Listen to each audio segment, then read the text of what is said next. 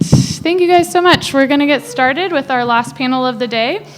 So this panel is on confronting the right and the tactic of clinic defense. We have three awesome speakers with us who I'm going to introduce. So just to kind of set up the panel, so the right-wing anti-abortion movement is gaining a ton of ground lately. It's been co-opting feminist and racial justice rhetoric to advance a very misogynist agenda and to pass tons of anti-abortion legislation around the country.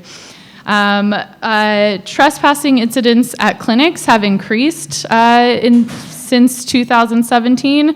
Violence outside of clinics has also decreased since 2017.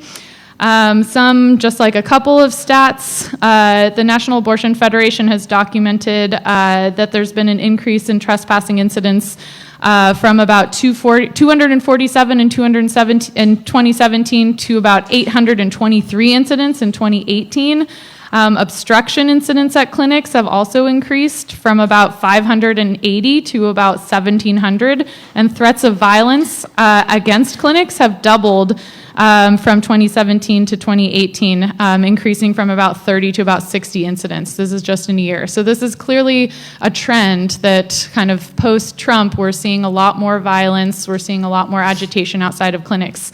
So the right-wing anti-abortion movement is, obviously not a unified movement, but we are seeing sections of it that are very well organized, that are well funded, and that use a variety of tactics, including inciting violence against abortion providers and clinic workers. They have a history, especially in the 80s and 90s, during the kind of rescue and Operation Rescue era of invading in clinics and shutting down clinics. A lot of these groups operate a growing number of crisis pregnancy centers. A lot of those crisis pregnancy centers pretend to provide abortion care, but don't actually provide abortion care. A lot of those crisis pregnancy centers receive state and federal funding. And so for many decades, the reproductive rights movement has ceded a lot of the political strategy to large nonprofit groups and legal rights organizations, which have historically taken a defensive position in order to try to prevent the right to abortion from being completely overturned and undermined. But in the process of having that defensive position, they've left a gap for anti-abortion activists to protest outside of our clinics without being challenged, as well as to host a number of high-profile rallies and marches.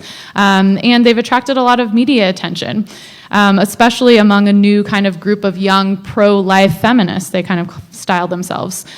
So this panel is going to address where the reproductive rights movement fits in countering the right-wing anti-abortion movement. What is our role as activists, and especially as left-wing activists, in countering the right, either outside of clinics or kind of through our rhetoric, through the way that we're talking to media about the right to abortion, and how do we kind of make sure that our radical demands are part of this confrontation. So we obviously don't just want to protect the legal right to abortion, but we want abortion to be free. We want it to be accessible to everybody. So how do we make sure that those demands are part of our movement in confronting the right-wing anti-abortion forces? So I'll quickly introduce our panelists. Then I'll have a couple of questions for them, and then we'll open it up to the floor for questions and comments from the audience.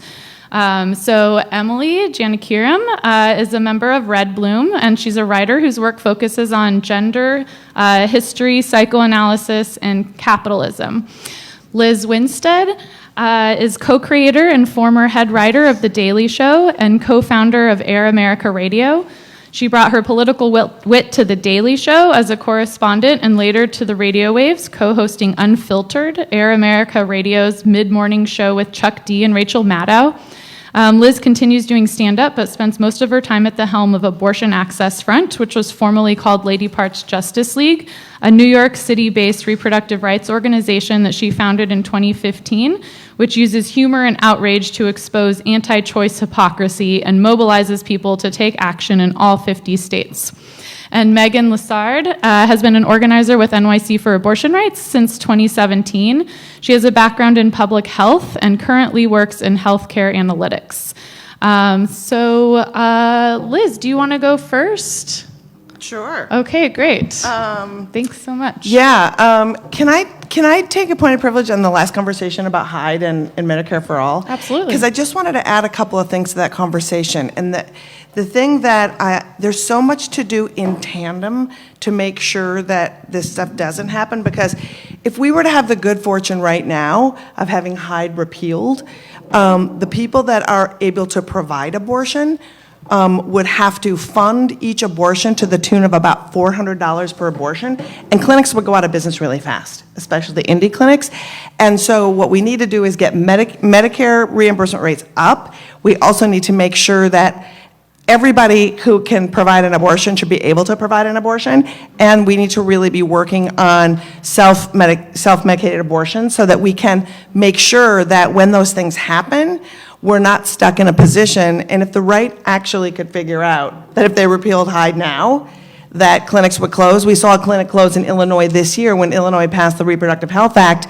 It was like, great, Medicaid covered it, but if Medicaid reimbursement rates are only $100 and it costs $400 to get a procedure, the clinic was hemorrhaging a couple $100,000 a month and finally had to go out of business. So thinking about those things, it's like a big tactical strategy where we need to demand telemedicine. We need to demand that everybody who is able and wants to train to provide abortion can, and that it doesn't just have to happen in clinics, because all those trap laws that exist now, they also need to be repealed.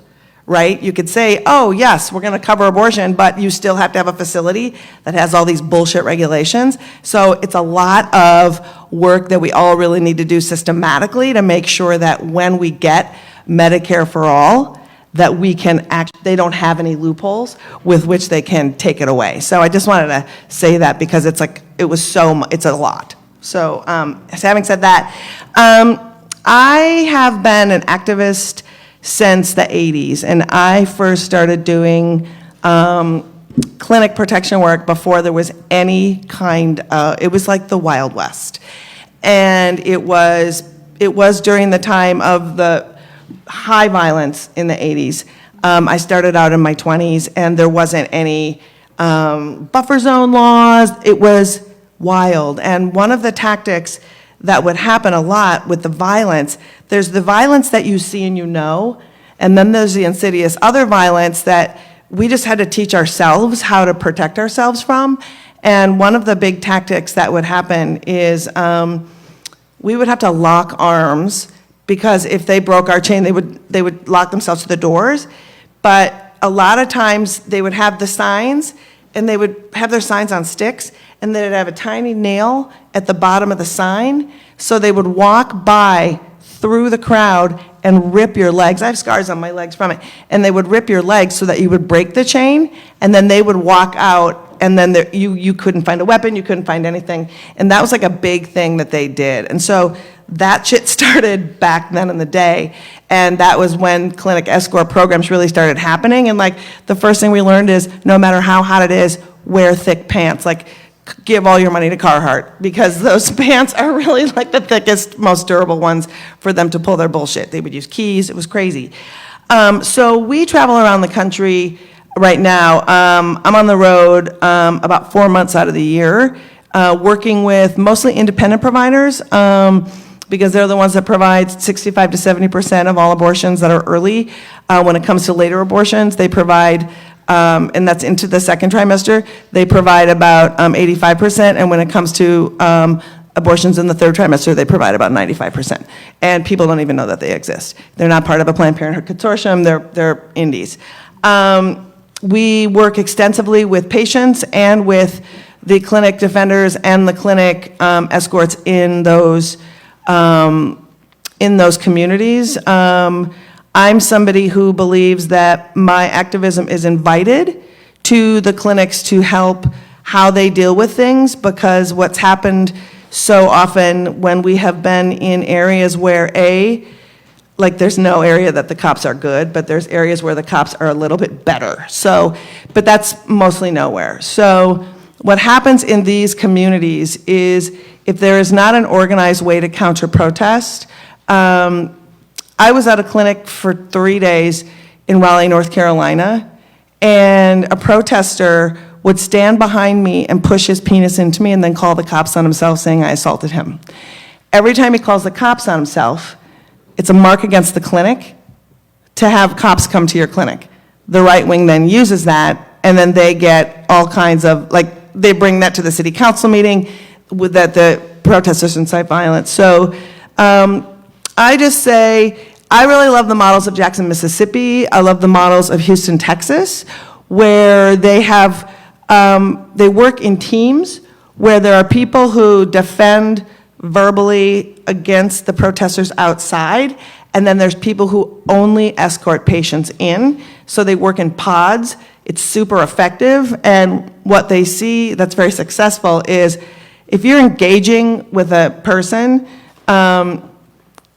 they're so fixated on their own misogyny that everybody gets in for their appointment with the other people escorting them in. And by the end of the day, it's like, you fuckers, again, you are so stupid that you just talked to a woman and were being so rageful that all the patients got in. So I find that's a super good model. And I just also just firmly believe, and in working with patients, that sometimes they don't, in the cacophony of how one counters, I think countering really depends on how you counter, but the patients can't tell the difference between the noise. And also when it's typically, it's a privilege to be an escort because it's free. And if you'll notice, when you see most of the people escorting at clinics, they're the same age. They look like me. They're older and they're mostly white. And the protests are mostly older and mostly white. And so when you have a cacophony of white people screaming outside of a clinic and then escorting a person of color into that clinic, it's just like, there's a whole lot of white people yelling. Historically, we have not had a good relationship with having white people escort us into places, and the whole thing can be a shit show. So I think that there's ways to counter, and then I think that there is ways where it can backfire, and I just think that the motivation and the conversations around whether or not you do clinic defense should be coming from, how does it affect the patient? How does it affect the people running the clinics? Because with a lot of cacophony outside, and those antis get ramped up, those physicians are followed home. Those physicians can't drive home the same way twice. And the people that are there and work at the clinic every day experience a lot of shit that we don't even know about. So that's what we do. Great. Emily, do you want to go? Sure. Okay. Thanks, everybody. Okay. Today, in an age of unfettered capitalist expansion worldwide and escalating inequality, we're faced with the resurgence of right-wing violence all over the world. In Poland, in Hungary, in Italy, in India and the Philippines, in Brazil and Bolivia, and of course in the United States. Fascism, far from being a runaway populist movement as the centrist power structure would have us believe, is intrinsically tied to capital. The marginalization and violent oppression of the poor, of minorities, and of women is necessary for capitalism to maintain its legitimacy and to carry out its mission of unending growth, no matter the cost. The reproductive labor of those assigned female is a vital part of this. Conservative and liberal commentators alike have raised alarm over the last few decades about the shrinking birth rate and its negative implications for the economy. While countries with a stronger welfare state encourage higher birth rates through measures such as paid parental leave, free or low-cost childcare, and free health care, the U.S. has tackled this problem through the promotion of misogynistic right-wing ideology around the world and a fierce crackdown on access to abortion and birth control. Sorry, that should have been around the world. The anti-abortion forces are not a solely ideological resurgence of Bible thumping. They operate at the behest of the existing power structure. And we cannot depend on that power structure, on the courts or the police or the existing political parties who serve the interests of capital to protect us from the violence of the right or give us our liberation. It must be won through agitation, which is often confrontational and ugly. Before Roe, groups such as Red Stockings made it their mission to challenge abortion restrictions, not through civility and appeasement, but through the unequivocal rallying cry of free abortion on demand, through aggressive demonstration and direct action. The Supreme Court under the Republican Nixon administration did not grant us the right to abortion because well-heeled professionals deployed logic and polling and means testing. Militant, unrespectable activists won by instilling the fear of a revolutionary tide that threatened the capitalist structure, in contrast to the reformist feminists who debated over how to make non-threatening concessions. The clinic defense emerged as a strategy in the 80s, as my brilliant co-panelists just talked about in far more detail than I do and could.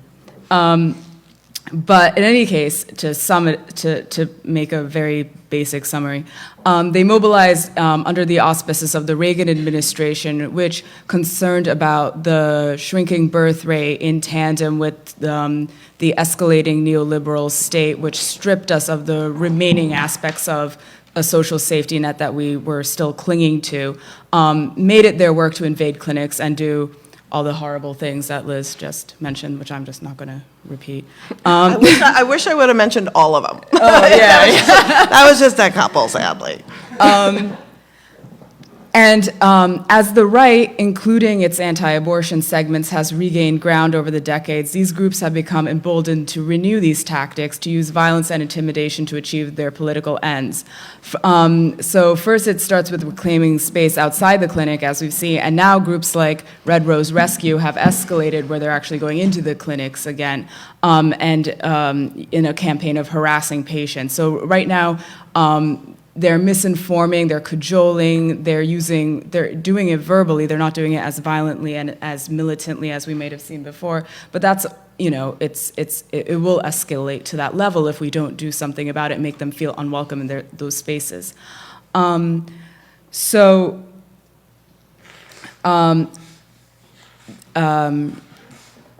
not going to be defeated from a safe distance. I do not want to discount the work that groups such as Planned Parenthood have done and the brave clinicians and staff who risk their lives to provide health care to those who are marginalized. They supplied me with low-cost birth control and non-judgmental care, which is actually much harder to come by from like non-Planned Parenthood private healthcare providers, I've found. And they performed my abortion when I was faced with an unwanted pregnancy. So I don't mean to knock Planned Parenthood knock them or discount the work that they do, but they cannot be the vanguard of our political struggle. We can't put our wholehearted faith in them that they will be our primary allies in the anti-capitalist feminist movement that we so desperately need. On the topic of clinic defense, a Planned Parenthood employee was quoted in Vice as saying, "The idea that an abortion clinic becomes a turf war for anti-choice and pro-choice activists is honestly unsettling. It's a fucking medical clinic." But we can't escape the fact that abortion clinics are inherently political. The rhetoric that abortion is an issue solely between a woman and her doctor removes the fight for reproductive rights from its greater framework as a collective demand. And in fact, it was the intervention by the medical community in the late 19th century that resulted in the illegalization of abortion in the first place. So this is a turf war, whether we like it or not. The attacks against abortion are not isolated to the single issue of abortion, and we cannot lose sight of this. Reproductive rights encompass not only the right to an abortion or to not have children, but also the right to have a child and the right to raise that child in favorable material and social conditions. So we are not only fighting for abortion rights, but for radical socialist change, and the fascists and capitalists work in tandem against us to prevent that. So reclaiming space has always been a vital component of radical political struggle, and that's what this struggle is about. From the barricades of revolutionary France to sit-ins by black activists in segregated spaces of the 60s and the 70s, to women in India from the 90s through today who occupy village councils and police stations in loud, angry demonstrations and throw chili powder in actions against rape and dowry killings, to the Argentinian Ni Una Menos movement against austerity and misogynistic violence, to the mass mobilization of street marches in Poland in 2016, which prevented the passage of, the movement was called the Black Protest, and it stood against the passage of an extremely restrictive abortion ban, which banned abortion in all cases, including the most extreme ones. And today, to the right-wing coup in Bolivia, where leftists and indigenous people have mobilized publicly and militantly in the streets against the ascendant fascist government. So the abortion clinic is not cannot be isolated from these greater struggles against fascism. They all cooperate in tandem together, and we cannot just ask the right wing to leave the clinic. We can't ask the right wing to leave the streets. We can't ask the right wing to cooperate or listen to reason. We have to drive them out forcefully and show them that if they show up to our clinic, if they show up to wherever it is they like to go lots of places, that there are going to be angry feminists, angry socialists, angry anti-capitalists, angry indigenous activists that will drive them out. So there is no way out of this through the center, through liberalism, and the solution must come from militant organizing for collective liberation. We must be unapologetic and abandon high-minded both sides rhetoric. Liberal commentators who focus their criticism of the right on their aggressive strategies and not the political ends they hope to achieve through those strategies lose sight of what actually distinguishes them from us. Our fight is to eradicate inequality and exploitation, and theirs is to perpetuate it.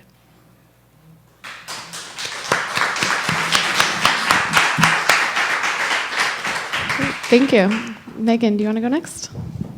There you go.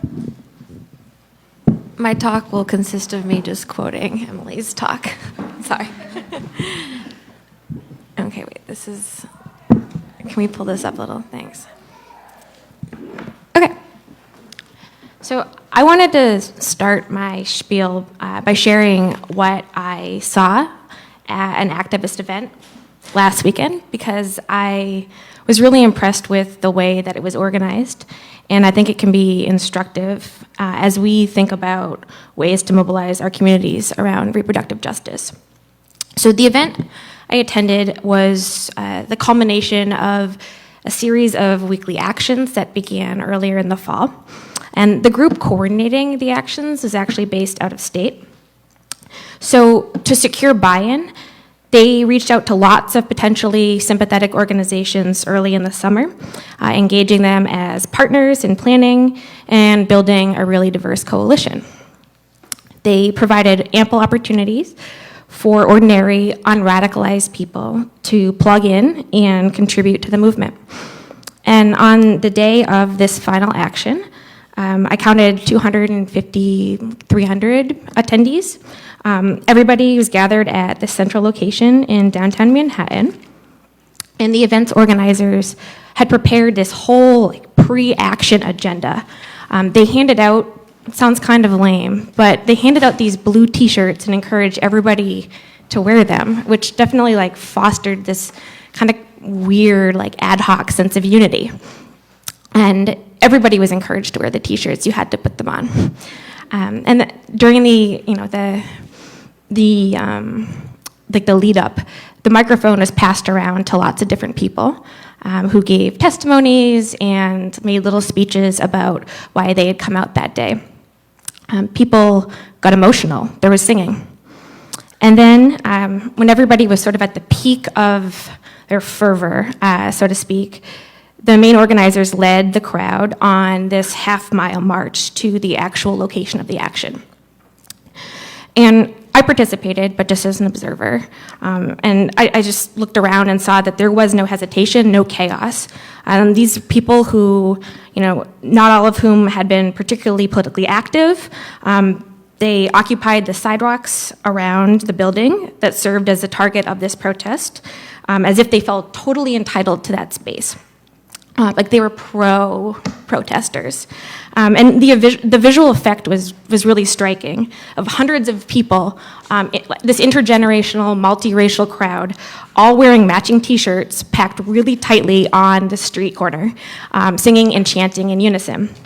It was a very impressive display of force. And then I think this was the smartest part. When it was time to leave and people were still fresh and excited from the action, the organizers had people sign up for specific tasks to prepare them for upcoming actions in the spring when they plan to regather and do this all again. And I mean, I don't know, I can't imagine what I would enlist to do if somebody handed me a clipboard at a protest. Yeah, sure, sign me up, yeah, I'll definitely firebomb somebody, whatever. Just kidding, but So this action, which was so tightly coordinated and drew on the untapped energy and eagerness of ordinary people, it was actually an anti-abortion group called Love Life. And they were marching on and protesting at Planned Parenthood on Bleecker Street last Saturday. Love Life's actually based in Charlotte, North Carolina, and they regularly draw hundreds, sometimes thousands, of protesters to local abortion clinics. And the two brothers who founded the group, who obviously share a super regressive worldview, are the sons of Flip Benham, who is the current director of Operation Save America. And this group is kind of motored by a three-pronged opposition to abortion, the existence of LGBTQ folks, and Islam broadly. And Operation Save America is also the most current iteration of Operation Rescue, which in the 80s and 90s, people have talked about, was responsible for mass anti-abortion protests, clinic blockades, and violence against abortion providers and patients. But back then, there was a militant feminist counter-movement which centered clinic defense as a strategy. In 1992, when Operation Rescue attempted to shut down abortion clinics in Buffalo, the people linking arms outside clinics, taking up space, putting their bodies on the line, they kept the antis at bay. Operation Rescue didn't manage to breach the ranks or didn't shut down any of the clinics that day.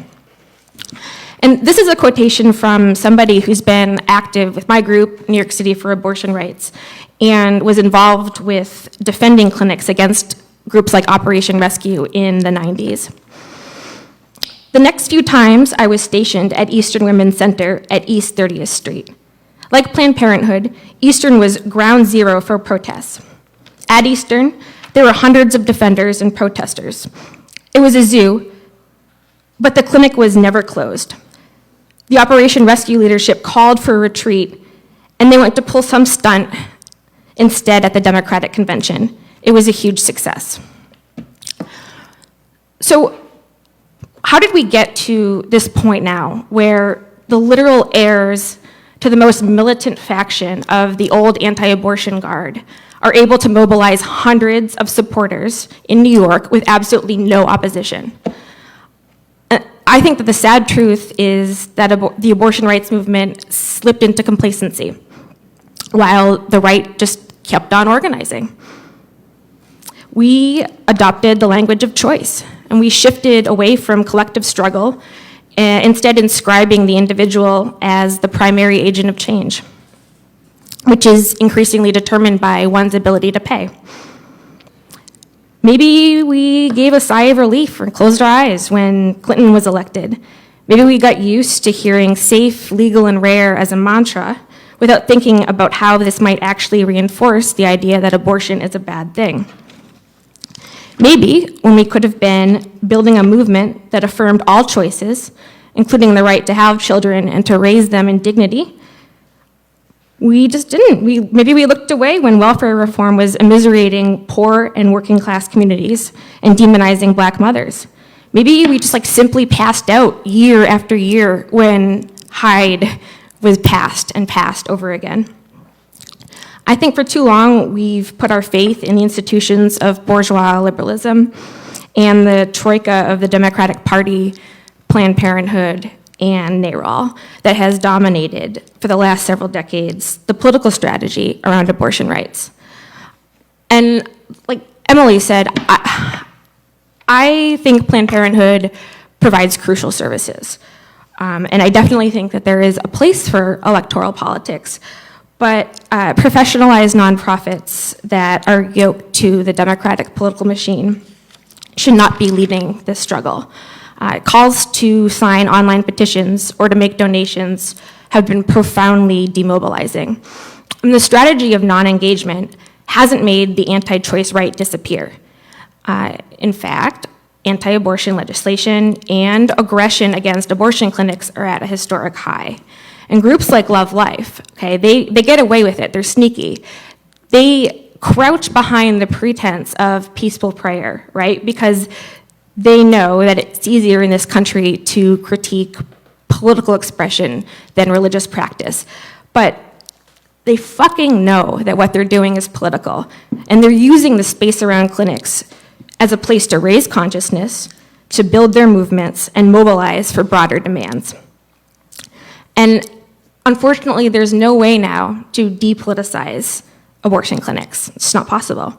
Our only option is to show up as we would anywhere else the right-wing forces appear, and to reclaim this public space as a part of a broader strategy to build an unapologetic fighting movement for social and reproductive justice.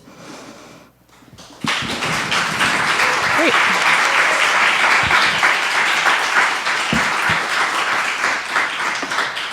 Thank you. So I think I would just love to ask the panelists, I think it'd be great to have a conversation about what our role as activists is in fronting the right wing. I think the kind of the support that, I think that the kind of violent and aggressive, anti-abortion movement that shows up outside of clinics and that does, things like invade clinics and blockade clinics, which is still going on. The Red Rose Rescue Group has kind of gotten back together since fall of 2017. They are a fringe of the anti-abortion movement. A lot of their tactics are not supported by, a wider segment of the anti-abortion movement, but they command a lot of attention. They're dangerous. They can be violent. Part of their tactics are, to be arrested and then use the necessity defense in court, which basically just lets them try to allege that the crime that they're protesting, which they call murder, is worse than the crime of trespassing. I don't think that defense has really gained any ground. It hasn't. Most of these cases are still ongoing. But I think it's important that we as activists talk about what our role is in confronting this wing of the anti-abortion movement. Is it important for us to show up outside of clinics whenever the right shows up outside of clinics? And is that a good tactic in building our movement? Like, what are we trying to, what are we trying to accomplish by confronting the right outside of our clinics? And I guess I would just like to hear from everybody. I think it's a really clinic by clinic, kind of case. So a lot of the work that we do in NYC for abortion rights is outside of the Planned Parenthood clinic on Bleecker Street, where we target a Catholic church that marches their congregation to the Planned Parenthood clinic on the first Saturday of every month. And their congregates stand outside of Planned Parenthood and harass and intimidate patients.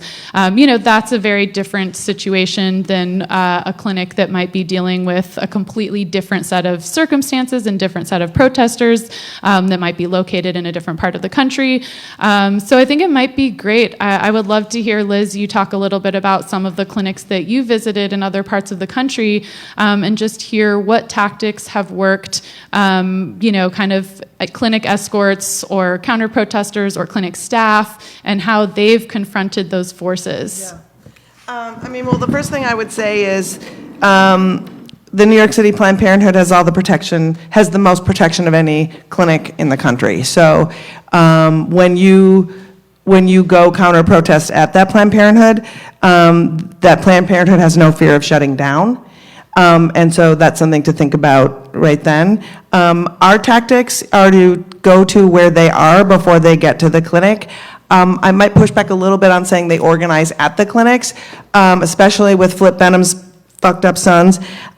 They organize in their churches, and then they bring those messages to the clinic. That's why they're so organized. We do an annual event where we raise money to bring activists to their national meeting.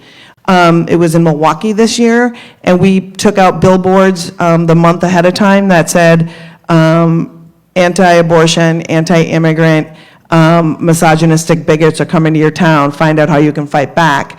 And we went to every one of their prayer meetings, and we went to every one of their vigils. They scream on the street. We infiltrate hard. We have people who have had accounts that are sock accounts that follow them. And so we go where they are. And it's frustrating because there should be a bazillion people meeting them at their church, right? Because, I mean, I feel like it can't just be the same all of us folks constantly, and that's Democratic establishment is bullshit on this. Like, if we're still trying to fucking convince people that, like, the access to your own body is somehow not a political thing and have to fucking navigate that bullshit, like, it's already a crazy-ass fight, right? Instead, it should just be intrinsic to people when you say, hey, somebody thinks they should decide what somebody else should do with their body and decide on their destiny. For activists, that should be an outrage, and there should be hundreds of us at that church and just laying down and getting arrested, so they can't even make it to Planned Parenthood, you know? So that, to me, is that part of that problem. But I feel like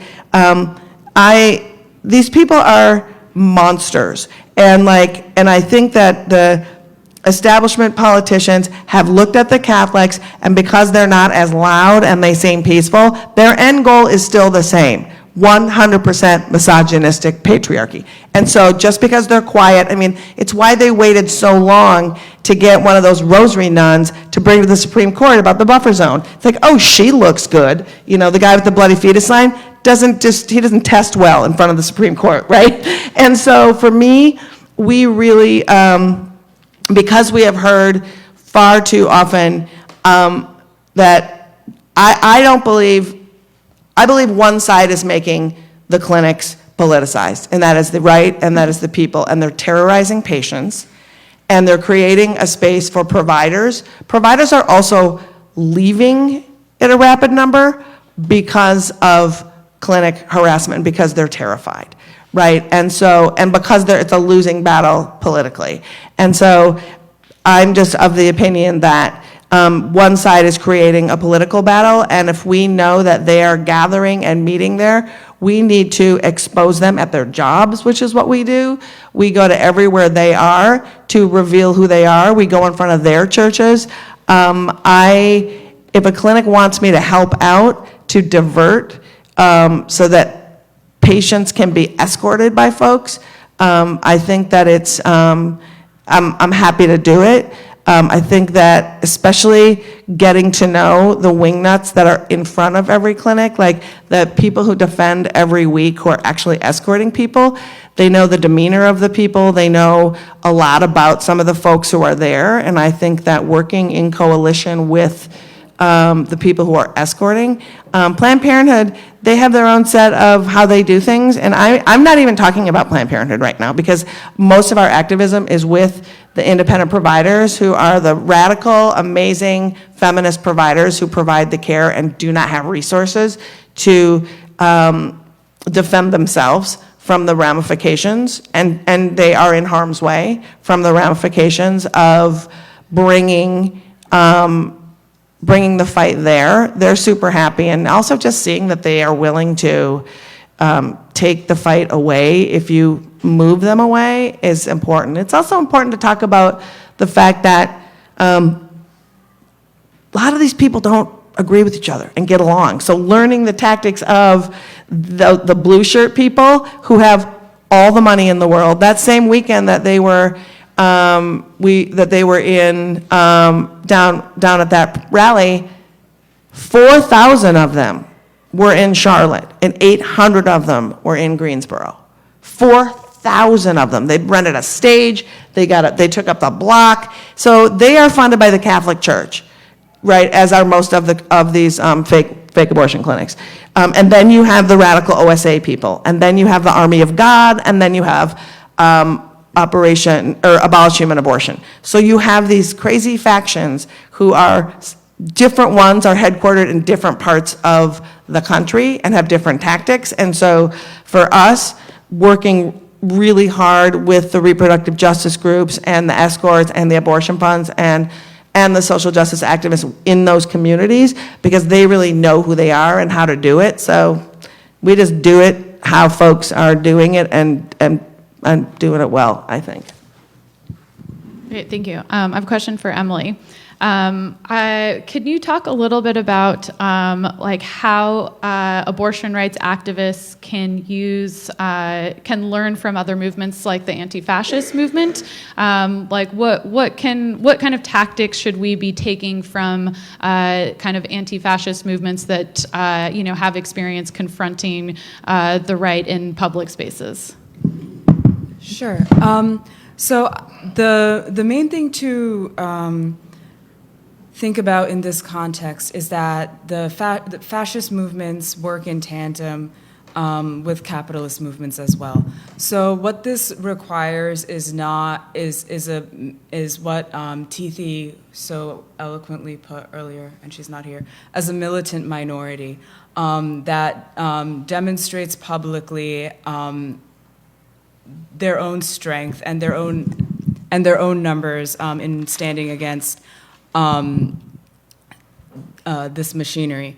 So I'm thinking a lot about the Ni Una Menos movement in Argentina, which merged together calls for a women's strike in protest of the national debt and austerity measures under Macri that mobilized to the streets. And Cecilia Palmieri said about this that since the government of Macri produced this debt, the largest debt in the history of Argentina, one of our principal areas of interest is the relationship between the state, between state debt, private debt, and machisto.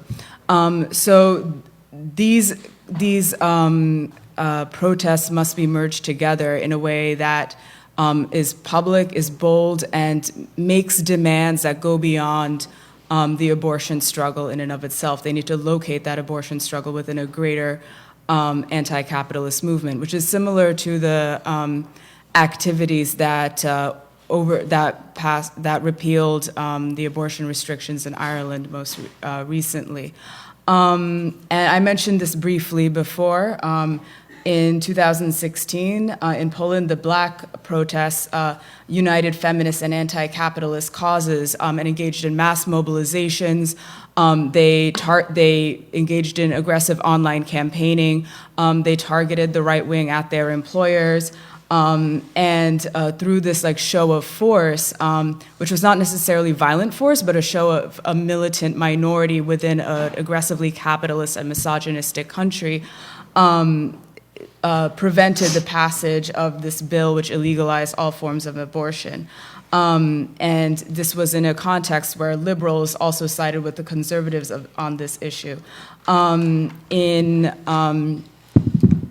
India, a lot of protests have taken place in a country where you absolutely cannot rely on the police or on the government through mass violent demonstrations of women occupying police stations, occupying village councils, taking to the streets with things like chili powder and machetes, and being a lot more violent and a lot more militant, but showing that these women who are most impacted by the austerity measures of the IMF and of the World Bank and of the neoliberalizing policies of the Modi government, in a wave that demonstrates that in this context, feminism is not an importation of liberal Western values, but is intrinsically tied to the liberation of all peoples underneath a capitalist structure, which depends on women for social reproduction. So I think that the way we achieve abortion rights the way we learn from the anti-fascist movement to achieve abortion rights is to remember that the centrists and the liberals will always side with the fascists, because fascism is an ideology which has the trappings of populism, but which is in the service of capitalism. So our movement needs to counter that by showing people that things like abortion is not an individual choice for wealthy white women who want to advance their careers.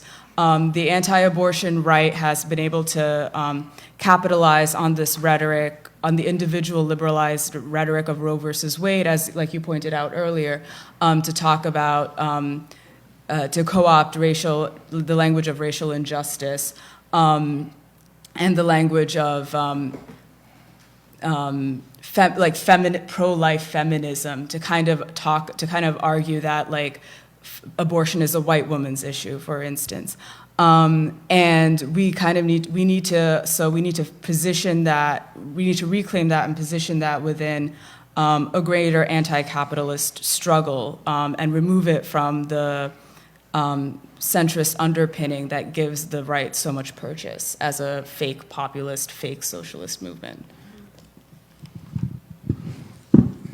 Great, thanks. Megan, can you talk a little bit about the work that NYC for Abortion Rights does in confronting the Ferzati Fellowship at the church down the street from Planned Parenthood, and specifically, can you talk about your thoughts on if these tactics of confronting the right at the church, but also trying to prevent them from harassing patients outside of the clinic, do you think that helps us build our movement for increased action to abortion? And do you think that changes public support for our movement and changes kind of the rhetoric or the stigma around abortion?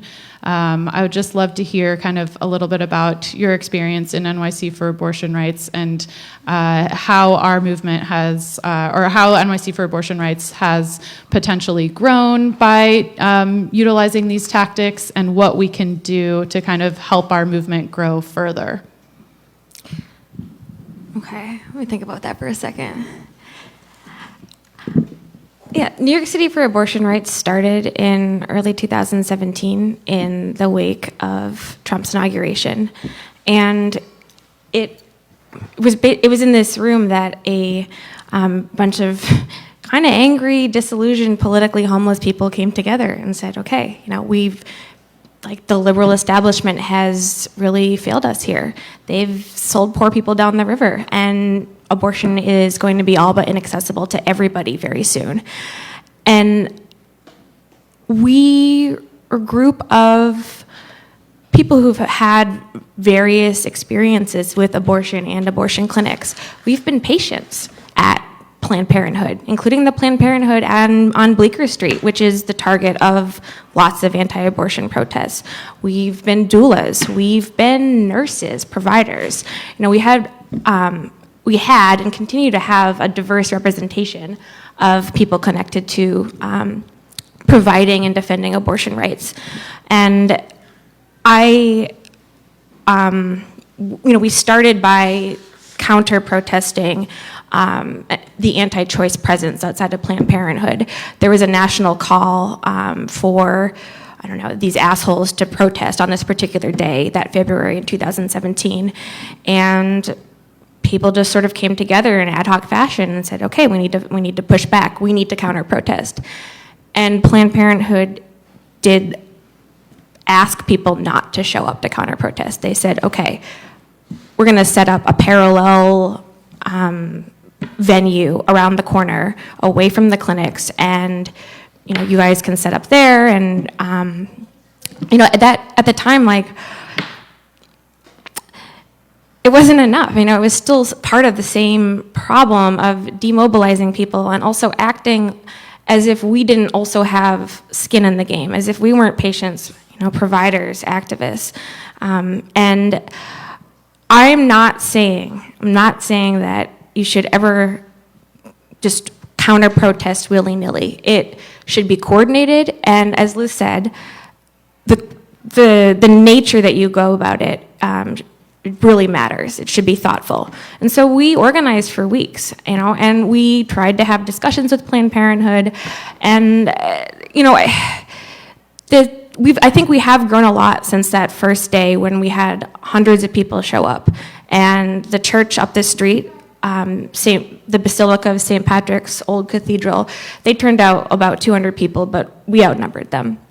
And they looked actually pretty fucking just shell-shocked. What is going on? It was crazy to see just how entitled they felt to that space.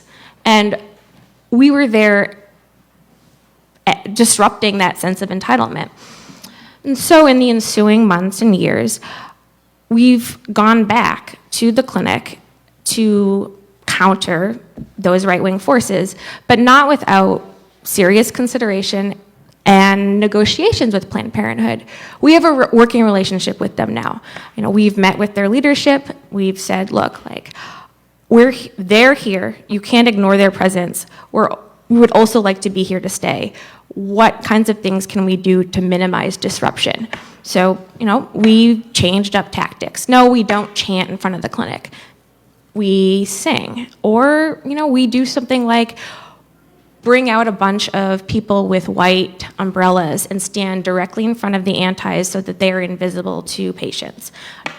We have taken the fight to the church up the street, which I really liked what you were saying, Liz, about going straight to the source. I think part of the issue is that we haven't been just going to the root of it and getting these people where they are and preventing them from building momentum so they can get to the point where they can turn out 300 people to an abortion clinic. So part of our strategy is to start at the church itself and to disrupt their activities and make it very hard for them to make their way to Planned Parenthood, to delay them as much as possible. And we've had standoffs in the street with them that have lasted a good 45 minutes to an hour, to the point where all people scheduled for an abortion that day can get into the clinics. We've definitely shifted tactics in response to Planned Parenthood's requests. So I don't want to counter protesting to be seen as this strategy that is always and directly opposed to the wishes of institutions like Planned Parenthood. But we do think that there is something to be said for engaging with the right directly and not ceding that ground outside of clinics to the right. I mean, I remember going to a freestanding abortion clinic in the Midwest, literally to drop off some pamphlets for an event I was organizing. Not that it should have mattered why the fuck I was there, but I walked past a group of 5 men, okay? And one of them got close enough to whisper in my ear, "You're gonna get breast cancer and you're gonna die." And there was nobody out there that day countering that. And as I was in my early 20s, it scared the shit out of me. And it would have meant the world to have somebody else standing across from him saying, he's not right. We're with you. Solidarity. Was there no escorts? No escorts. Where was it? Iowa. Oh. But I think that escorting too can, in many places, look a lot like clinic defense. Like you mentioned, Jackson, which is home to the Pink House Defenders, and they are like a clinic escort group that actually engages in a lot of clinic defense work, some of this more outward-facing political work of engaging with anti-choice people. And I think that is definitely a model for kind of clinics to strive for. Nobody wants to be outside of an abortion clinic. And I do think it's best if the clinic itself can take the lead on occupying the space and claiming that territory. But Can I just add? Yeah. I just want to take it a little bit out of the New York conversation and putting it into the larger conversation of defending and what's happening. I defend every other month at the Pink House. The way they defend is they engage in conversation calmly the whole time with these people who are yelling, and they stop. What happens a lot at these independent clinics, and I've been to 130 of them just so you can get a gauge of how much I go and visit, is when you are in Louisville, Jackson, Montgomery, Little Rock, the folks who are at the clinic escorting, it's part of their activism, and they're focused on just getting patients in, knowing that the bullshit is going to happen around them. And what they have all said over and over, which has helped us create our model, is y'all outside protesting here loudly for 2 hours on a Saturday isn't where people see you. People drive by and see those assholes. We can get the patients in. If you want to organize people, we got to get people to the street. But when those people are done escorting patients in Louisville and Little Rock, they're like trying to organize the hospital there. They're in BLM. They are the 100 activists who are doing all the work. And when they're in front of that clinic and they see people organizing there, they want people to organize all those people out in the street to expose who they are. We can't forget that when Witch and Red Stockings and all those folks came to be, there wasn't standing clinics with which people could go protest. Abortion was happening in doctors' offices and hospitals, and all of those organizations were in the streets. And so we should be where the most people are and where the most people are going to see us to talk about what assholes they are. Because right now, everybody knows that. And so for me, like, be in the world, be out where it's public, be out where it's scary, and be loud, because if we can get a lot of people, like you said, everybody coming together, because this is an intersectional fight when we talk about it, that when people have such little time to give, let's create a loud public place, and let's be marching where we can get all the people together. And then when people are, because every day the clinic can they're just like, we just need to get these people in. And it's very different. Planned Parenthood here only goes to 14 weeks, the one downtown, and in New York, and until the RHA, and they haven't changed to go to 24 yet. So the folks who are getting abortions at that Planned Parenthood, it's not that sea of people who are coming from other places where it's hard to get it, in a way that when somebody is getting care in Jackson or Little Rock, the amount of time they've taken off work, the amount they've driven, the amount they've gone to mitigate the cacophony in front of those places, like, that shit's real. And especially in like Omaha, Nebraska, where Dr. Carhart, they only go up to 18 weeks in Nebraska, but Dr. Carhart is one of the 3 positions that goes later, and he works out of Maryland.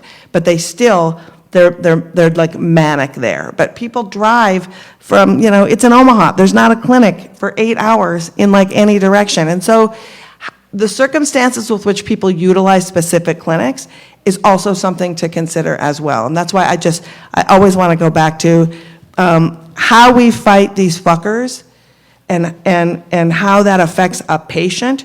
I'm even secondary to how the clinic feels about it. I'm very primary on, does this change the life of the person going in for a procedure that day?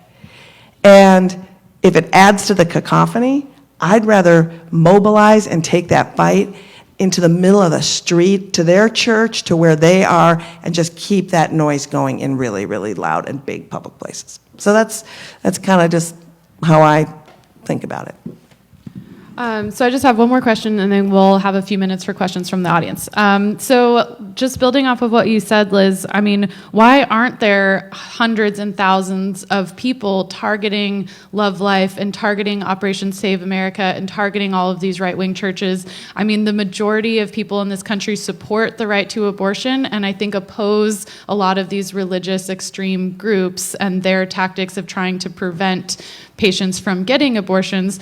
So my question is just, how do we mobilize people, and how do we educate people and try to turn people out in the streets and at their churches and targeting them? Like, how do we build a movement that kind of raises people's awareness and organizes people, to turn out and target those right-wing churches? I mean, I think part of the reason that, that we've ended up turning out to clinics is partly because that's where, that's where some of these right-wing groups are, and it's like, it's already kind of a politicized space. And I agree that it would be great to turn out have that fight be taken directly to them rather than at the clinics. And like, so how do we go about? Well, I'll give a great example. I don't know if we reached out to y'all about our action that we did Thursday night, but the #1 anti-abortion funder in America, the literally Koch brothers, Robert Mercer of abortion, lives on, they're headquartered on 71st Street.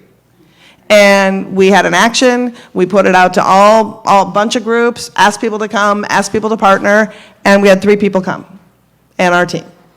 So we have done research, we find out, I think that honestly, misogyny and patriarchy are why.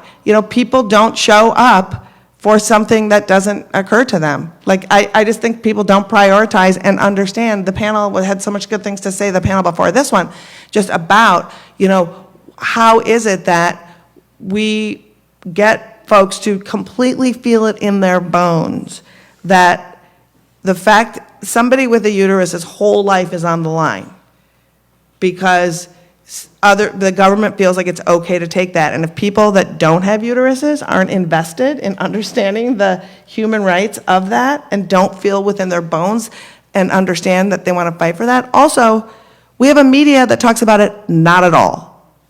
MSNBC, the liberal media, did 4 stories in 2019 on access to abortion. You know, when you think about there's been nearly 800 laws proposed and passed, 4 stories on the liberal media. It's bullshit. And 2 of them, they got shit wrong, right? CNN did 2. Fox News did like 800 and got it all wrong. So, and some of the talking points from those stories that they did, they got from Fox, right? And so demanding the reality is, I think, you know, we have to announce in more places than just in front of a clinic. You know, we have to educate people because otherwise, if not us, who? If not now, when? You know, so.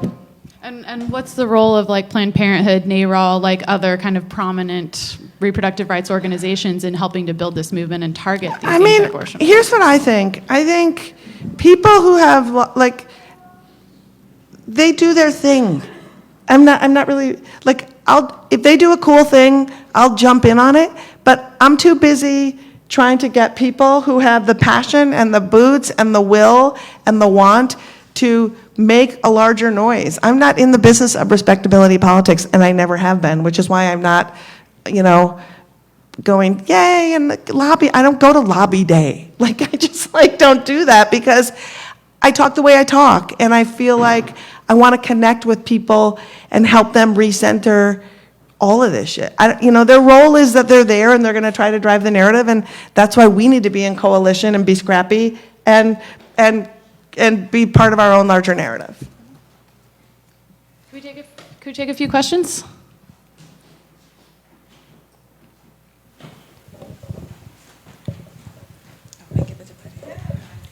I'm Betty Maloney from Radical Women, and I can identify with a lot that Liz said because I've been in Jackson.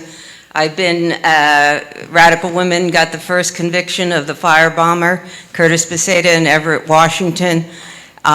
We did 2x4s. We held 2x4s with picket signs in Seattle in '78. We were just up there for the 40th anniversary of Cedar River Clinics. Yeah, and cool. So there's a lot of, and I think there's lessons to be learned from every era. And I identify with Megan, you know, what you're saying, and the thing won't change until we get rid of the economic system. You know, we really have to create a socialist system because we can't have the Democrats and Republicans, right, you know, dictating to us because they sell us out. But they also dismantled all of, they created all these roadblocks and let all this pass. Abortion's a wedge issue, so now we have to dismantle all of this legislation that liberals and Democrats and Republicans all signed on so that we can make sure that this issue is covered in any kind of social. Yeah, so the fight will go on for a while, but it's going to end where we're going to win. But I think the thing that we have to learn, too, is the mistakes that we made. Racism was one issue. Mm-hmm. There was the fight, you know, I mentioned it earlier in the day, where leftists, feminists, would not even recognize the fact that women of color were in the forefront. When the 2 Native American women that defended first called the attention about what was happening in Everett, wanted to speak at a rally in Seattle, they were stopped by, you know, leftist feminists. And we were crossing, you know, standing right behind her. She had to grab the mic and take it, and we had to go to the stage to make sure she could take it. So racism is an issue. Recognizing the leadership of women of color, also being multi-issue. In Jackson, we organized a press conference where we had the Muslims there. We had the Jewish community. We had the different churches that were being attacked by the groups down there, like was mentioned, they're multi-issue, the lesbian and gay groups, and we really countered them right on the Capitol steps. So there's got to be a large variety. We also can't be sectarian. We were brought in to defend Dr. Emily's clinic in the South Bronx because a left group left. And somebody asked us to go up there, and we were up there for 3 years defending that clinic. Now that's a clinic that needs to be defended because it services immigrants, especially in this age of ICE. So like you say, you know, Planned Parenthood has the money to defend itself. So does Choices out in Queens. But Dr. Emily's doesn't. And there's other clinics like that that have to be defended. And because they serve the immigrant population. And I wouldn't put it, I remember in Seattle and Everett, they would take pictures of everybody going in. And I wouldn't be surprised if the right wing starts taking pictures of people in New York if they haven't done it already. Oh, they already do. They take yeah, pictures. and then pass the pictures on to ICE. License plates, yeah. So I think that's a whole nother issue. So we have to really choose the clinics we go to the people that are most oppressed, and really fight hard to make sure they have access. And we have to use all the tactics that we can think of, and we have to build a united front.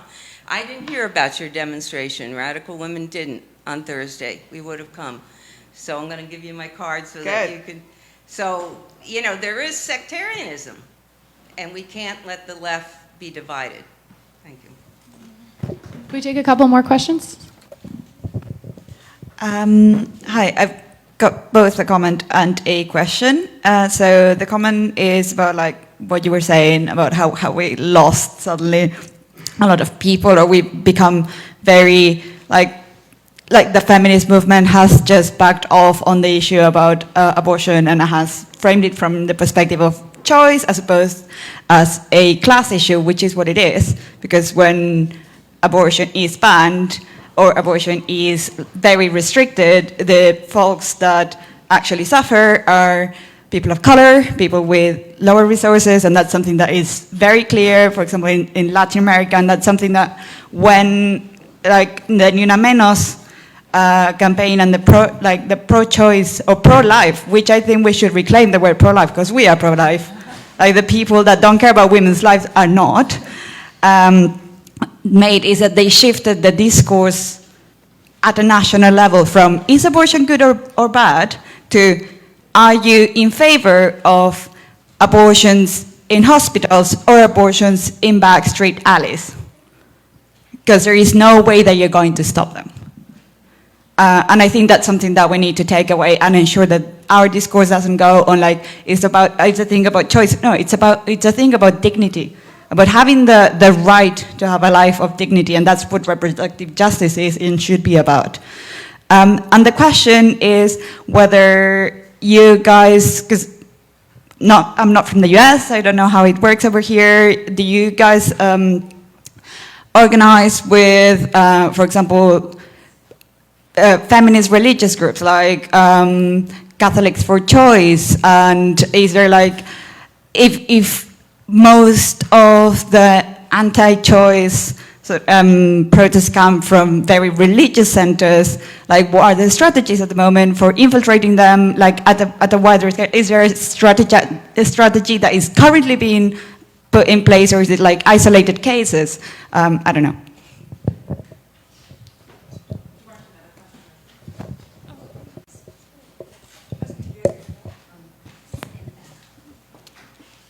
So we work with Catholics for Choice, and also it was the religious movement, you know, it was religious leaders in New York that actually legalized abortion, you know, the Religious Freedom Coalition, and they're great. But yeah, and I also just think we don't value any pregnancy outcome, right? And that's the problem, is that the dignity of pregnancy, if we did, we would value all pregnancy outcomes so that it wouldn't have to be a financial barrier. You know, we shouldn't have, a person who is of low income or a person of color who wants to have a kid should be able to have a kid. And we should say, we honor you, and we want to make sure those resources are there for you. And if you need to have an abortion because that's what you are deciding for yourself, we honor those choices. But the dignity of pregnancy outcomes is I think the biggest failing in our country when it comes to when we talk about reproductive rights and justice. Hi, I'm Celia from New York City for Abortion Rights, and Vera, who's here with Foxy, wanted me to tell you that she made some of the cookies that we ate today. Yeah, I just wanted to say, I think it's really important that we hear about what's going on all around the country, and especially what's going on all around the world. And those are ways that, I mean, when Megan was talking about the umbrellas that we held in front of the anti-people to shield them from the patients from having to see them. When we got that idea from the Seattle group that regularly turns out 150 to 300 people on clinic defenses out there, and that's one of the things that they use. So it's really important that we take a look at what's going on everywhere else. But most of us here sitting in this room are not going to be able to travel the country or travel the world to be active. Most of us are going to be active here in New York. So I just want to invite people to please sign up on our list. We are in front of that church that's not just a church. It's not just the matter that they lead their congregants down. This is an organizing center for the anti-abortion people in New York. There are 4 or 5 different groups, including that Red Rescue group that invades clinics, Bikers for Life that turn out and look tough, and 4 or 5 different religious groups. And we go there and we actually prevent them physically. We try to get enough people, if we get 50 or 60 people, which we don't always get, to actually blockade the streets so that they can't reach Planned Parenthood. And we pretty much stop them for 45 minutes to an hour, 15 minutes, which is enough time for almost all of the patients that are going in on Saturday for abortions to get in. And we've done that 4 or 5 times now. And it's really effective. It's really demoralizing for them. And it's just a really important work to do. So if you'd like to join us and be part of that, we also have educationals on lots of different topics and show up at other kinds of anti-abortion activities. On December, is it the 8th that the caroling is? Yeah. December 8th, a group at the church is going to have a big organ concert at this church. And so we're going to have some pro-abortion Christmas carols to sing out front of it and pass out literature along the way. And we'd love to have you join us for that. So I just wanted to say there are things we can do here in New York City. This church regularly pulls together 150 to 200 people to go in front of Planned Parenthood. There's no such thing as peaceful prayer when 200 people are making a gauntlet that patients have to walk through and by. There's a guy that wears a pink escort vest like the Planned Parenthood escorts wear. He's an anti. He wears this escort vest in front of Planned Parenthood so that patients will come to him thinking that he's going to help them into the clinic, and then he harasses and intimidates them. Is anybody infiltrating? Yeah, we're doing... You're going to their meetings? Talk to the person next to you. Are you going to their meetings? The person next to you. Yeah, she's the other side. Yeah, she just talked about it. But No. I'm talking about attending the church and infiltrating inside at the services when they make their plans. Yes. Pretending you're part of the congregation. Yes, we're doing all that. But we don't really like to talk about it a whole lot. We can talk about that later. I also, can I make one point quickly? And that, obviously, clinic defense and escorting, clinic defense, escorting, I mean, they look very different in different places. There's no one set model. And the particular clinic we're talking about in Bleecker Street, their escorting program is not, there's a policy of total non-engagement. And the escorters, their role seems to be simply to open the door for people. There isn't the kind of robust, gauntlet protection for patients. I think that in other places, escorting looks a lot more like what we're talking about in terms of clinic defense, and that it is, I wouldn't say offensive, but it isn't, we're backed up against the wall and we're giving people a commiserating smile as they walk through our door. So I definitely think that, Vera. Yeah. Yeah, no, and anyway, I just wanted to encourage people to get involved. Here, there's ways to get involved, right here in New York, and do this on a regular basis, and we would welcome you to join us. And ways to, and we do other things besides clinic defense. We locate this as one strategy among many to push back against the right and organize for increased access to abortion and reproductive services. Can we take just one last question? Cammie up here at the front had a question. Oh, we had one more question. Okay, two last questions, and then we'll wrap up. Yeah, my name is Cammie. I guess I have a question, comment, which is just that it seems to me this session on clinic defenses seemed, I was struck by how different it seemed in tone and sort of content as to the previous session on Medicare for All. And to me, there are two different tactics that are part of a larger strategy around trying to win abortion rights in this moment, right? Like, we have actually a growing movement around socialism and about sort of what we would consider like basic human rights, universal health care, right, housing, minimum wage, et cetera, that we should definitely include like a robust reproductive justice and abortion component to that fight, and fight for that within those parameters. And I think, fighting for abortion and reproductive justice as part of the fight for Medicare for All is crucial. I also think we have to fight, the anti-abortion people on their terms, which are, not about sort of like logistics of insurance companies and private insurance and whether or not, if there's a potential for Medicare for All, it's about choice of whether or not to include abortion as part of Medicare for All. It's not like a wonkish sort of argument that they're going to make around including abortion and reproductive justice as part of single-payer health care. It's about, right, not trusting women and pregnant people to make decisions about their lives and about bodily autonomy for themselves. And so I think, right, there's the question of how do you make broader arguments about reproductive justice and bodily autonomy and abortion being tied to questions of healthcare and housing and public infrastructure and the rest of it. But I also think the question of ideology, right, the question of fighting the right, abortion is a terrain of the growth and the mobilization of the right in this moment, and we can't just ignore that and hope that they'll be convinced by single-payer healthcare. And so I think that, I guess, just the question of ideology, I feel like, has been missing, and also just like connecting these as two different parts of a larger struggle for abortion access and reproductive justice. And it seems like I would like to have a debate. It seems to me like there are difference in opinions about what to prioritize and how these things fit in to a larger strategy, and it seems like they're just somehow disconnected. And I guess I want to throw that out as a question in terms of like experience, in terms of what people say when you talk to them or when you do this kind of organizing, of how we can actually sort of like everyone sort of get together and actually have these things out in terms of how clinic defenses fit into a larger strategy, how Medicare for All fits into a larger strategy.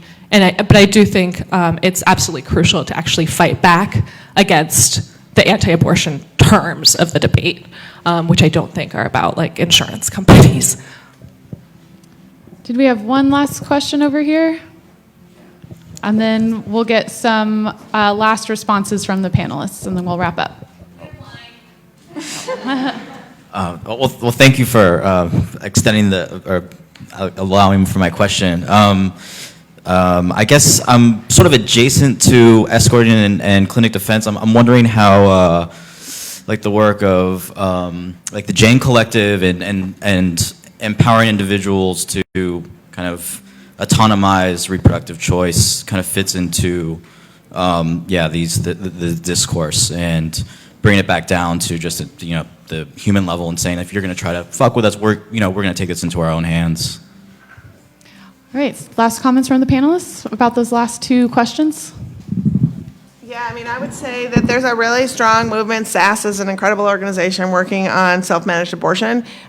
We've done workshops and do workshops because in advocating for self-managed abortion, it's very interesting that the language that you have to use right now between talking about self-managed abortion and encouraging illegal abortion, like it's so crazy, but so you have to really practice on how you can get people really great information. But I think those things are super important. I think that it's the other thing too, if we want to get self-managed abortion into the hands of people, the education around that's going to be really important. Imagery that we used to use in the past. I would say we need to be phasing out the hanger if we're going to be talking about self-managed abortion and saying we're not there now. There's a place where it can be safe and great and that we can do it. So I think a lot of that stuff is really important as we have these conversations and narratives that were super real at one point in the past. Abortion, taking it into your own hands, should be safe and accessible and amazing. And even when it's not, and when people are taking it into their own hands in an unsafe way, that can look very different to a lot of people. And also, since you can't detect if anyone's ever had an abortion, like, you know, it's like, there's a whole lot around it, but there's really good movement work, and I would say SAS is a really good place to look and start. Yeah, also on the question of self-managed abortions, you know, it was in reading Jenny Brown's book where there's a diagram of a way that women were able to concoct a device that would do like a vacuum style abortion that was actually like fairly safe to use with like if you learned how to do it.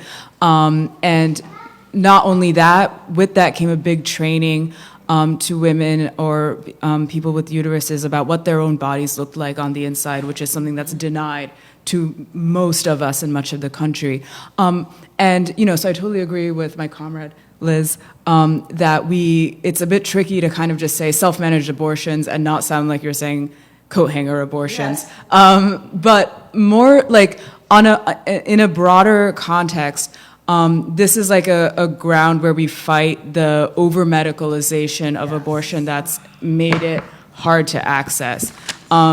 So like there's this whole ideology about that, or this whole narrative that the abortion pill is like terrible and it's going to look like alien when it comes out of you or something, and it needs to be like administered in a clinic because it's so dangerous, and that's like not the point, actually. It's just to make it harder to get.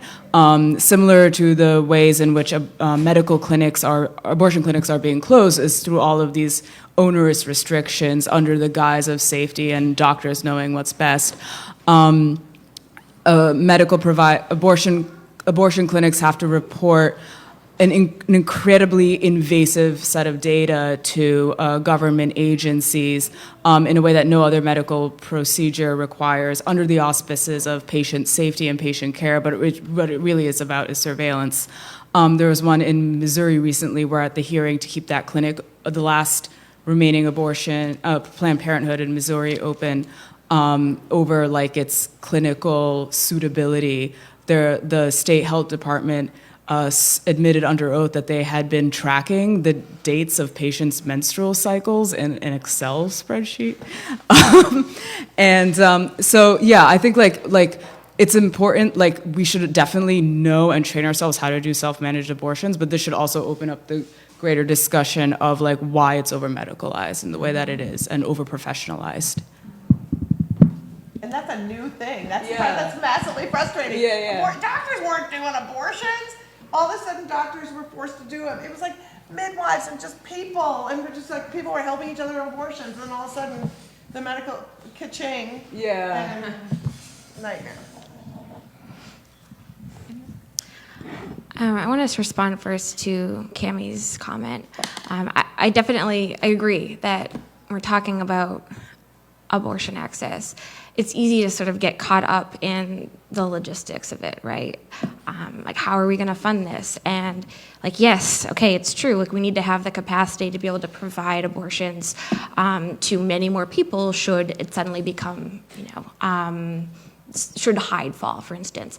But I do think that we absolutely need to reclaim the moral high ground from the right, which is what we risk not doing when we get bogged down into the logistical details, which we need to do. We need to attend to those, absolutely. But I mean, right now, this needs to be about pushing back against this fucking mantle of like superior morality that these people have, adopted. Like, this is, look at places like Mississippi where abortion is the most difficult to access, and look at, the racial disparity in infant mortality and maternal mortality rates. Like, these people do not give a fuck about women or babies. It's a fucking lie. So definitely like a good reminder, because I think we're in it so often, and in the trenches, it's hard to sort of take a step back, and keep the ideology centered. And to your point about self-managed abortion, I definitely think that it's, an important strategy for sort of reclaiming power and, obviously empowering people to take care of their lives and their bodies is a really good thing. But I am worried that about withdrawing support from broad access to surgical abortion and re-entrenching a two-tiered medical system where poor people have shittier access to services. Because for whatever reason, they're going to need access to surgical abortion, whether it's preference or if they're too far along to take the pill. So I don't think we can abandon that fight and shift our focus to self-managed abortions. And also, that I think that kind of strategy might have like the unfortunate effect of isolating people and kind of how do I say this,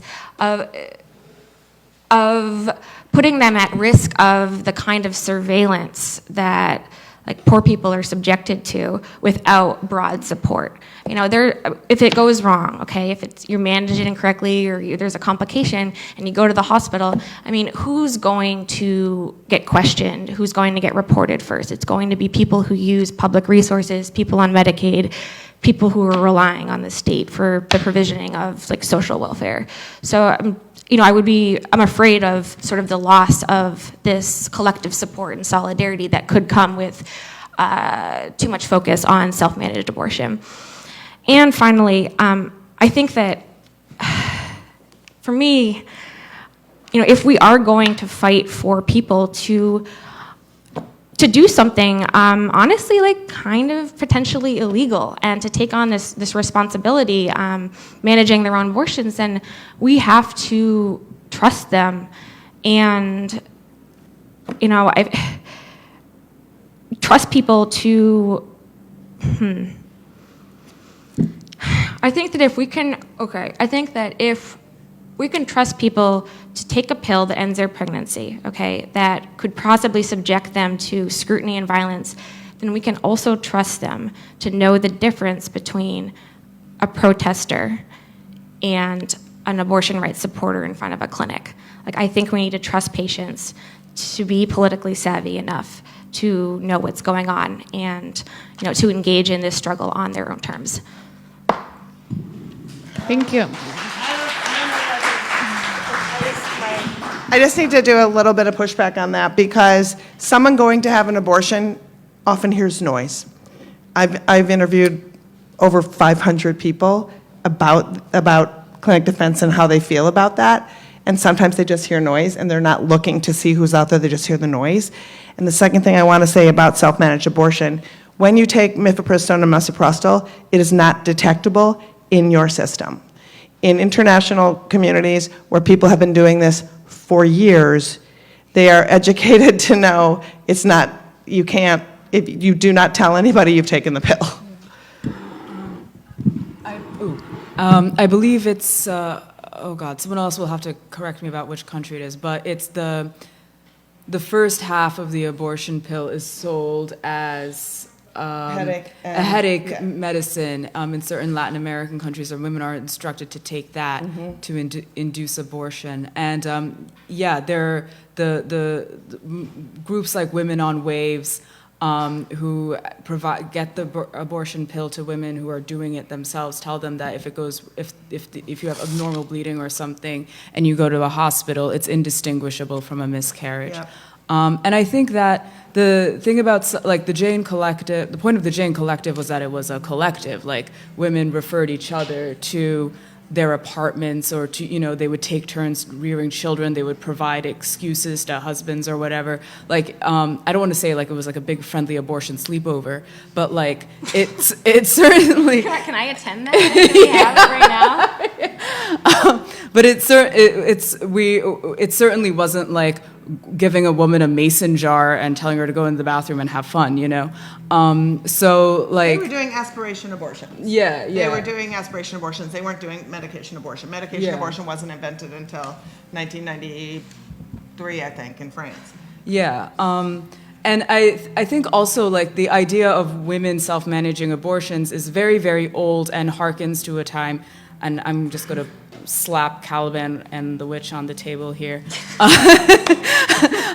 harkens to a time before the intervention of the male medical community that really feared women having these medical practices and ending their pregnancies on their own terms and having that knowledge and disseminating it. And, that's where we ended up with the witch hunts. And, yeah, okay, I think I'm good. Yeah. Thank you. I feel like we could talk about this forever. We're going to thank all of our panelists so much for speaking. Give them a round of applause. Thank you. We're going to have a quick announcement from Jen. We also have wine. Please go back and have some wine and finish off whatever food is available. Thanks so much to everybody who made this teach-in possible. Thanks to all of the volunteers. Thanks so much to DSA Socialist Feminists. And thank you guys for coming. And please check in with activists. Leave us your email address. Get plugged into the work that all of these wonderful groups are doing. Jen's going to make a quick announcement. Very quick. From a lot of the comments, I heard a lot of people who just wanted to discuss strategy more. And so I want to tell you about an upcoming event. January 11th, the Mass Strike for Reproductive Justice is launching our campaign with a nationwide strategy session. We're going to have a webinar online from abortion activists from across the country.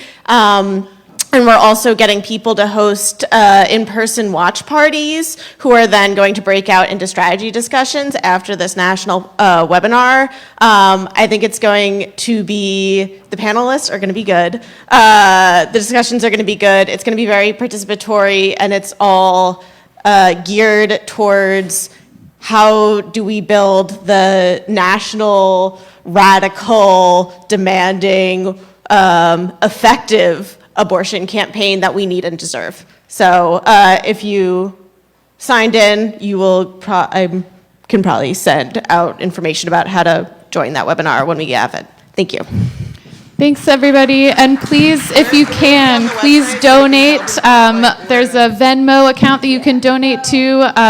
We're trying to cover all the costs of the food that we provided today. So if you can donate, please do. And please stick around and have a drink. And thank you so much for coming.